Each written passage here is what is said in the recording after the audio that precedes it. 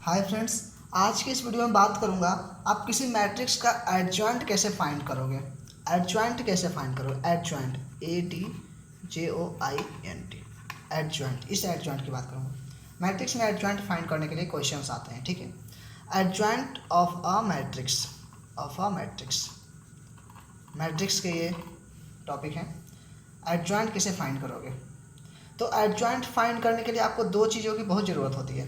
पहला क्या कि आपको कोफैक्टर आना चाहिए निकालना, इसलिए हम इससे अगले वीडियो में पहले कोफैक्टर बताए हैं।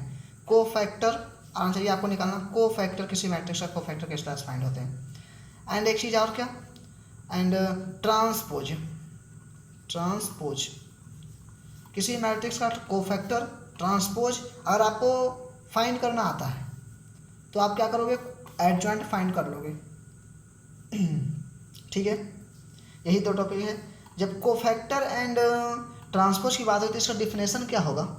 अगर मैं इसके डिफिनेशन की बात करता हूँ, आपको इसके डिफिनेशन से पता चल जाएगा क्या कि आप इसका यूज कैसे, किस टाइप से है इसका कोफैक्टर एंड ट्रांसपोज कैसे में यूज कैसे आएगा। ठीक है, तो इसका अगर मैं डेफिनेशन की बात करूँ तो क्या होगा? इसका डेफिनेशन की अगर मैं बात करता हूँ तो क्या होगा? Adjoint of a matrix A. मान लो क्या कि कोई मैट्रिक्स ए है, एडजॉइंट ऑफ मैट्रिक्स ए। आप किसी मैट्रिक्स ए का आप निकालोगे, adjoint of a matrix A, मतलब किसी मैट्रिक्स ए का एडजॉइंट होगा। Adjoint of matrix A is क्या होगा? ट्रांसपोज की बात कर रहा था। Transpose of the cofactor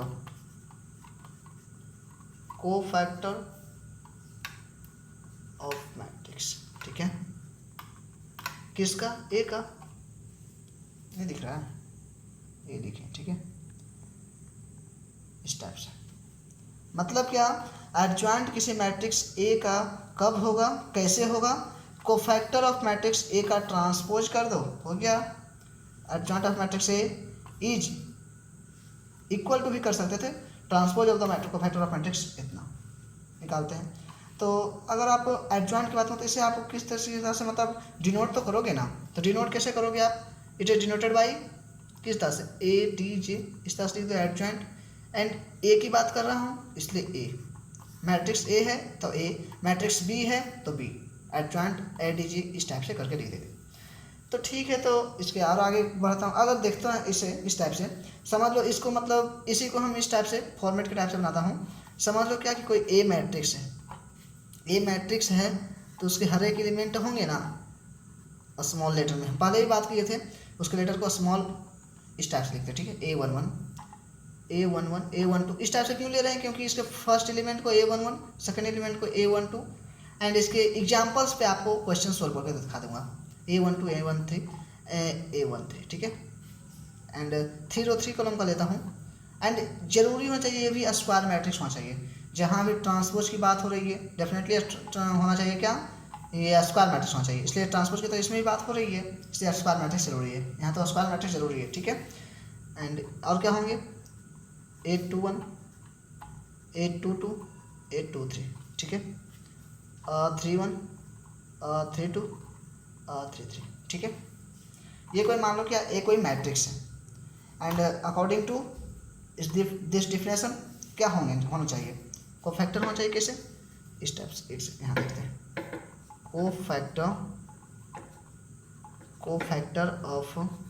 cofactor किसका? कोफैक्टर ऑफ मैट्रिक्स ए का क्या होना चाहिए? नहीं, कोफैक्टर नहीं होना चाहिए, एडजॉइंट बराबर एडजॉइंट। कोफैक्टर ऑफ ए का ट्रांसपोज कर दो, दिख रहा है इस टाइप से। कोफैक्टर ऑफ मैट्रिक्स ए का ट्रांसपोज कर दो, ये एडजॉइंट आ जाएगा। ठीक है, अगर एडजॉइंट फाइंड करना है, कोफैक्टर ऑफ ए का ट्रांसपोज कर दो, एडजॉइंट आ जाता है।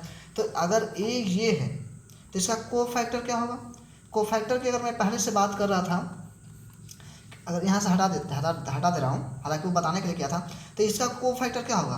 कोफैक्टर को हम क्या करते हैं ना कि अगर A11 का कोफैक्टर निकालेंगे तो उसे कैपिटल ए से डिनोट करते हैं।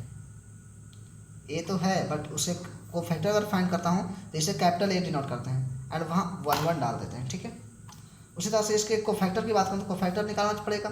नंबर्स होंगे तो उसके अलग होंगे, बट इसे समझ लो अलग ही आ रहे हैं ना। इसे कैपिटल ए से डिनोट करते हैं, इस टाइप से दिख रहा है। कैपिटल ए से डिनोट किए A11, इसका कोफैक्टर क्या आएगा A12 आएंगे, एंड इसका कोफैक्टर क्या आएगा A13 आएंगे, ठीक है। एंड इसका 21 आएंगे, R22 आएंगे, R23, R31, R32, R33। Capital ऐसे क्यों लिए?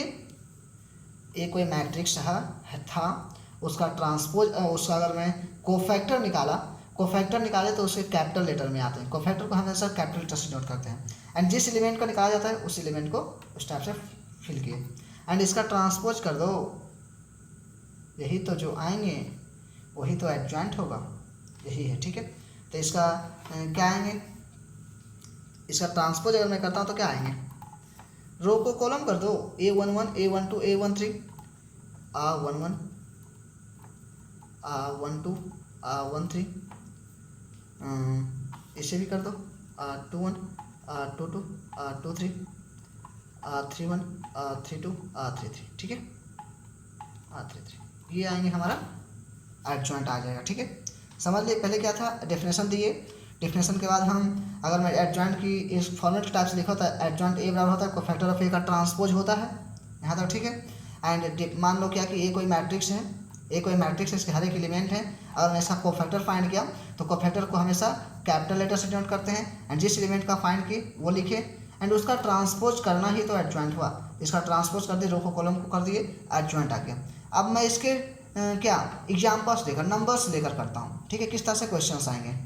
इसके मैं नंबर्स की बात कर रहा हूँ तो क्वेश्चंस किस टाइप से आएंगे, क्या रहेगा क्वेश्चंस में लिखा हुआ रहेगा क्या कि find the adjoint of a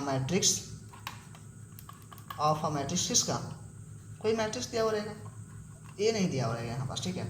find the adjoint of a matrix, ठीक है, इस टाइप से। तो समझ लो क्या कि मैट्रिक्स हम लेते हैं, या दिया हुआ रहेगा मैट्रिक्स, वहाँ नाम तो दिया हुआ नहीं रहेगा, कोई मैट्रिक्स दिया हुआ रहेगा, ठीक है। ये नाम भी दिया हुआ है, कोई दिक्कत नहीं है। मान लो क्या कि ए कोई मैट्रिक्स है, उसका नंबर्स क्या होंगे, समझ लेता हूँ 1 2 1, स्मॉल लेता हूँ क्योंकि मल्टीपल करने में थोड़ा सा ईजी होंगे, ठीक है। 1 2 1, और क्या कुछ भी ले सकते हो ना, 0, ठीक है, 4 एंड क्या 1, कुछ भी ले लो, 2 क्या ज़्यादा फिर हो जाएंगे, फिर 1 3 2, कुछ भी 1 3, आप यहाँ भी 2 ले सकते थे, कोई दिक्कत नहीं था। चलिए 1 लिए, छोटा छोटा सब लिए, सब मिलाकर लिए 1 2 3 तक, ठीक है। एंड इसके तो अकॉर्डिंग टू क्या डिफिनेशन, एंड इससे पहले प्रोसेस जो कर चुके हैं उसके अनुसार क्या था, आप इसका कोफैक्टर निकालो, उसका ट्रांसपोज कर दो, एडजॉइंट हो गया। एक सिंपल में बोलूँ तो क्या एडजॉइंट ए बराबर क्या होगा, इसका cofactor of A, cofactor of A, इसका ट्रांसपोज कर दो, यही तो होगा। तो कोफैक्टर ऑफ ए क्या होगा, अगर मैं कोफैक्टर ऑफ ए की बात करूं, कोफैक्टर ऑफ ए, कोफैक्टर ए का तो फाइंड हो रहा, बस उसके हर एक एलिमेंट का होता है, इसलिए आप क्या लिखोगे, हर एक एलिमेंट का एक एक बार निकालोगे, A11। हालांकि कोफैक्टर के स्पेशल वीडियो में इससे पहले के वीडियो में डाला हूँ, इससे जस्ट पहले का वीडियो कोफैक्टर के बारे में है, ठीक है। A11 की अगर मैं बात करता हूँ, A11, ठीक है, किसी एक एलिमेंट का हर एक एलिमेंट का निकलेगा, एक एलिमेंट का नहीं, लेकिन A11 तो एक ही एलिमेंट का निकालेंगे। एंड यहाँ पास और ध्यान देने की बात क्या है कि A11 अगर यहाँ पास लेता हूँ, ठीक है, चलिए A11 तो है ही लिखा हुआ। तो कोफैक्टर किस तरह से फाइंड होते हैं, माइनर के साथ डिटर्मिनेंट साइन क्या, -1/i+j के साथ माइनर MIJ, यही है कोफैक्टर फाइंड करने का तरीका। नहीं जानते हो तो देख सकते हो वीडियो, जानते हो तो बहुत बढ़िया। क्या है, आप डिटर्मिनेंट साइन कैसे फाइंड करते हैं, अगर i+j इवेन नंबर देन यहाँ पॉजिटिव साइन, सिंपल वर्ड में i+j ऑड नंबर देन यहाँ नेगेटिव साइन, ठीक है। देखता हूँ 1+1 positive, 1+1 even number positive sign, अरे होगा ना -1/2 बराबर sum odd number even number then plus sign.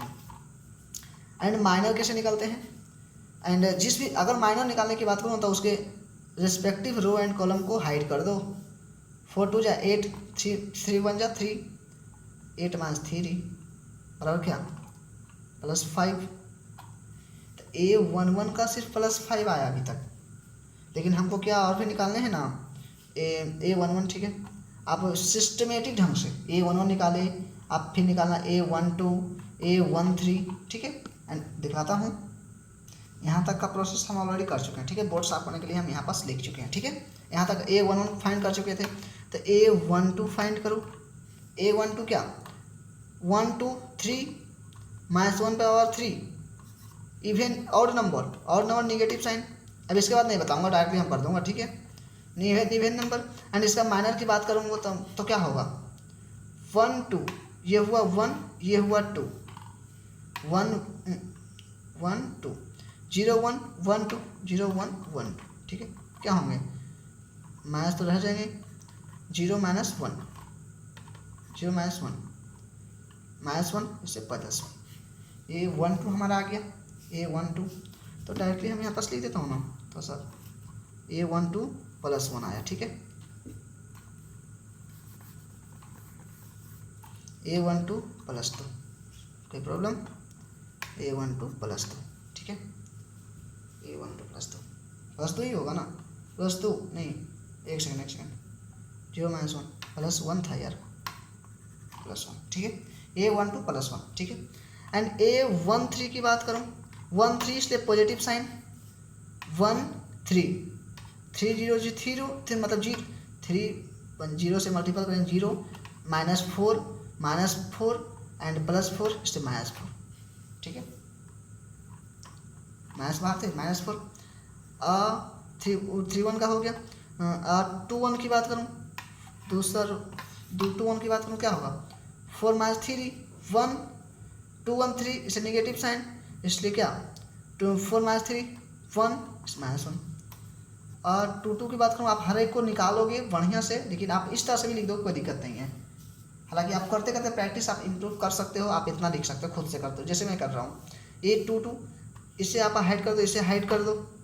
2 1 जा 2 दिख रहा हूँ, हाँ एक सेकंड हाँ 2 1 जा 2 एंड 1 1 जा 1 2 - 1 1 +1 ठीक है। और 2 1 की बात करूँ 2 3 की बात करूँ तो क्या 2 3 3 1 जा 3 -2 3 -2 1 एंड माइनस पहले से रहेंगे ठीक है। यहाँ तक 2 3 निकाल दिए। 3 1 की मैं बात करूँ 3 1 तो पॉजिटिव साइन, यहाँ तक क्लियर। ये हो गया 3 ये 1 2 -4 2 -4 -2 -2 +1 +2 -2। 3 2 3 2 की बात करूँ ये 3 ये 2 1 1 जा 1 1 -0 3 2 की बात करूँ तो -1 -0 1 इसलिए -1। 3 3 की मैं बात करूँ ये 3 ये 3 4 -0 4 -0 अब डायरेक्टली दे दो ना यार +4। अब करोगे प्रोसेस बता चुका हूँ इससे पहले मैं ठीक है। ये हमारा कोफैक्टर आ गया। ये अब इसमें लिखता हूँ कि adjoint A = cofactor of A का क्या कोफैक्टर ऑफ A का ट्रांसपोज कोफैक्टर हमारा ये आया A11 5 +1 -4 -1 +1 -1 -2 -1 एंड +4। आप यहाँ जहाँ प्लस वहाँ प्लस को चिन्ह हटा सकते हो, कोई फर्क नहीं पड़ता। ये हमारा आ गया adjoint A = cofactor of A का ट्रांसपोज। आप इसका ट्रांसपोज, अगर मैं इसके ट्रांसपोज की बात करूँ तो क्या होगा 5 1 -4 रो को कॉलम कर दो 5 1 -4 ठीक है। -1 1 -1 -1 1 -1 ठीक है। -2 -1 +4 -2 एंड -1 +4 ठीक है। प्रोसेस गाइज यही होता है ठीक है। यही प्रोसेस है। एडजॉइंट ए निकालना हो, आप हर एक एलिमेंट का कोफैक्टर निकालो, कोफैक्टर ऑफ ए निकालो। अगर इतना जान जाओगे तो उसके हर एक एलिमेंट का ही निकलता है। कोफैक्टर हमेशा उसके एलिमेंट का निकलता है। कोफैक्टर निकालने के लिए हमको डिटर्मिनेंट साइन के साथ माइनर साइन पता होना चाहिए, माइनर नहीं पता होना चाहिए। कोफैक्टर निकाल दे, कोफैक्टर ट्रांसपोज कर दो, एडजॉइंट हो गया। That simple. एंड गाइज अगर समझ आया हो वीडियो तो लाइक कर देना। थैंक्स। एंड अगले वीडियो आपको ज़रूर मिलेंगे। Thank you, bye bye.